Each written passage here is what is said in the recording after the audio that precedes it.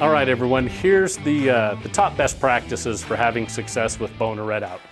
First, get all the dust cleaned off the floor. So that's going to include Tampico brush and dry tacking until you really feel that you've got that dust cleaned off the floor. Any excess dust is just going to be more reactive and probably end up causing some heavy marks in the floor, some lap marks, stop-start marks as that dust builds up in your applicators as you work your way across the floor and throughout the house. Make sure you protect stuff. Protect yourself with safety gloves and safety glasses. You don't want to get either of these products, on your skin, in your eyes, so make sure you protect yourself, as well as other stuff above the floor. So trim work, paint on the walls, any other wood or metal that's exposed. You may get some spray off the roller, so protect that stuff with tape and plastic.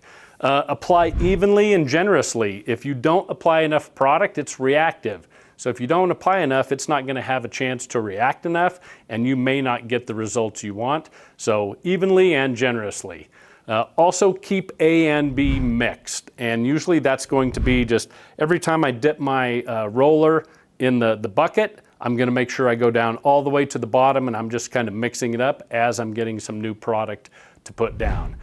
Let it react and dry slowly and naturally. So don't add extra airflow. If you've got a ton of airflow coming from the HVAC, you may even want to consider turning that down or off. Because again, the amount of time this stuff reacts has to be even all the way across the floor. So if you've got some extra airflow just in one spot or hot spots coming from the window, that's going to cut down on that. So make sure you let it react and dry slowly and naturally. Use separate applicators for part A and then separate applicators for part B. Don't mix those up. Again, they react with each other. You'll get that reaction in your applicator and probably some results you don't really want out on the floor. When I've put part A down, I want to let it dry until I have no visible puddles. You can still have some damp spots, some wet spots. But usually when I'm working throughout a whole house, right, where I started in the back bedroom is going to be more than dry enough by the time I get up to the front door. So when I get up there, I've worked all the way to the house, more than likely I'm going to be able to come right back to my starting point in the back bedroom, get started with part B. When I put part B down, let it dry until I'm back to within 1% of my base reading on my moisture meter. So as an example, if I started at 9% moisture in my wood, as soon as I get back down to 10 throughout the floor, part B is then dry enough for me to go ahead and put on my stain, one of my sealers, or even Bona Craft oil. But you want to make sure the system's dry enough because again, these are reactive products. We don't want them still too wet and the possibility that they react with whatever you're putting on your floor next, be it stain, sealer, or a penetrating oil. And then once everything's good and dry, I've got the color I want, or maybe I got the color that I don't quite want. If I need to, I can apply part A and B again for a second time. Maybe you were a little lean the first go around.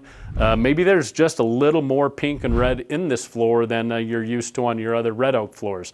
So if you need to, you can apply the whole system again, just like we did before. Let it fully dry out, and then you're ready to go, either leaving it as is in kind of a water popped condition because of the water content in these two products. So if I'm putting on stain and I usually water pop my floor, it's ready to go. No need to go back and water pop it again. If, however, I'm going to put down a sealer, or maybe I'm putting down craft oil and I want to smooth it out, then I can denib it or smooth it using just a 1-inch thick red pad or a Bona conditioning pad. Again, quickly and evenly across the floor to smooth everything out. Take any bit of that roughness down. Take that same pad off, work it around the sides and the detail areas where your buffer can't get, and you're ready to go. So that's the top takeaways on Bona Red Out and how you can be successful turning any red oak floor into the look and feel of a white oak floor.